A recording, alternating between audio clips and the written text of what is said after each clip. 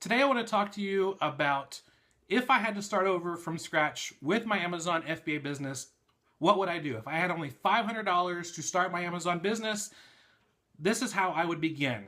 There are certain things that when it comes to my Amazon business that I feel like are essential. They're things that are must-haves to start off right. I want to be able to build up a foundation to grow my business as fast as I can, but to do it the smart way. A lot of times we can be confused by the type of tools that we need and the types of things that we need to do to be able to properly start the business off right, but a lot of times it's like, well, what do I do? Well, today I want to share with you the essentials to starting off an Amazon FBA business, and if I only had $500 to spend, this is how I would spend it.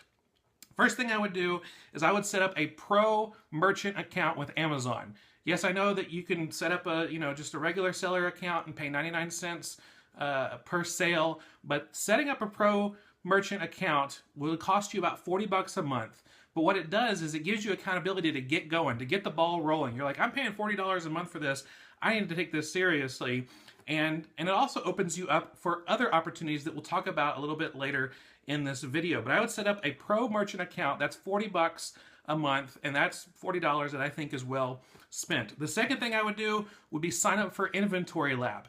Inventory Lab is a service that I use to process my inventory, get it set up on Amazon, be able to not have to go through Seller Central and the slow process of listing my items through Seller Central, but just be able to easily go through Inventory Lab. Another thing that I love about Inventory Lab is that it gives us access to Scoutify, which is a scouting app, a scanning app that you can use when you're outsourcing for inventory. You just take your smartphone, scan an item's barcode, and it'll show you what the current prices are and the sales rank are, the category that an item is in, all sorts of information, so you can make a smart sourcing decision. It even gives links to Camel, Camel, Camel, and Keepa, so you can make the smartest sourcing decision possible. But the cool thing about Inventory Lab is if you go to fulltimefba.com/inventory lab, you can get access to that and have a free month trial. So you're not even paying a dime for it right now.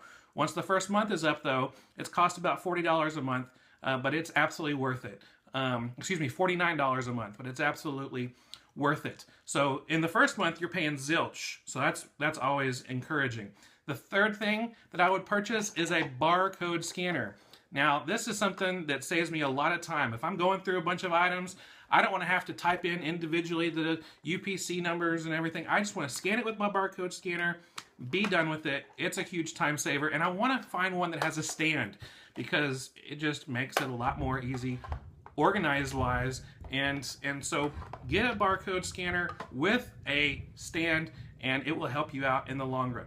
The fourth thing that I like to do, make sure I get, is a Dymo printer. Now this is a Dymo Label Writer 450 printer, and it's something that is essential for me because, if you're listing an item through Seller Central or maybe even through other programs, you have to print out like a whole page of 30 labels, and then you gotta peel off the labels and go stick it on an item. I don't like to do that. I want to print them out one at a time. Now this printer, there's other ones that you can use, but this one is my favorite.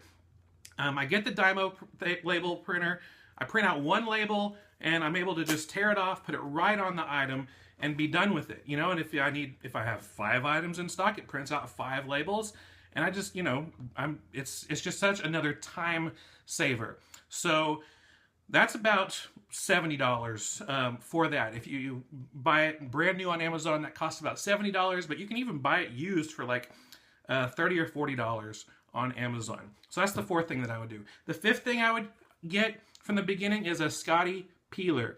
I get the Scotty peeler because this helps me take off price tags and helps me clean off an item so that, that you don't want to send an item to Amazon that has the old price tag on it. I mean, imagine if you got something at Walmart for $5, you're selling it for $40 on Amazon. You don't want to leave that $5 sticker there. This helps peel it off really easy. And to go hand in hand is my number 5 item, which is Goo Gone. There's other types of sticker adhesive removers that you can use. There's some things called Undo. There's some people would just use lighter fluid, but I like to use Goo Gone to be able to remove the sticky adhesive that's sometime left over from a sticker. Because if, you know, even just using the Scotty peelers, peeling off the sticker, there might be some sticky left. Just get a little paper towel, some Goo Gone, clean it up.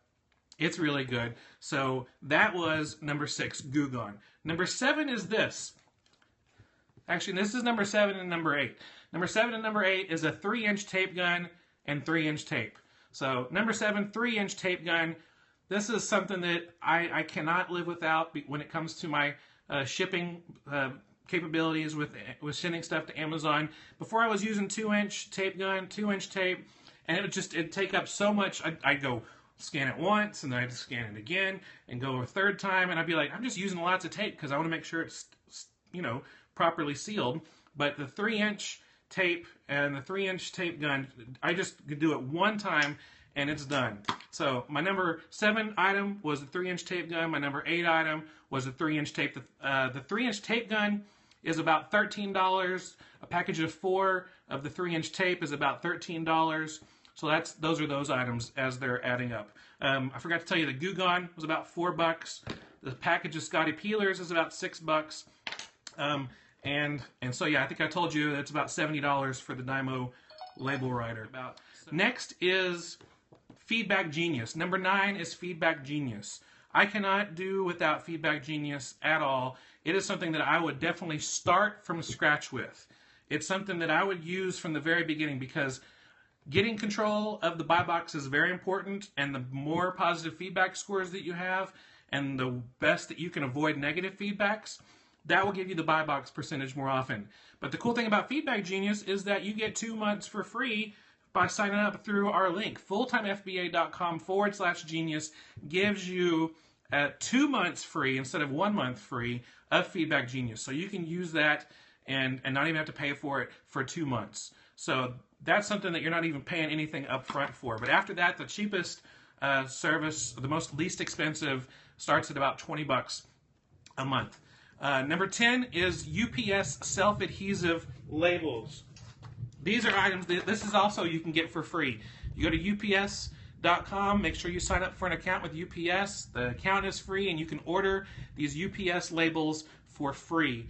And just use these items. It's free, doesn't cost anything. And then the next thing is shipping boxes. Again, you can get shipping boxes for free.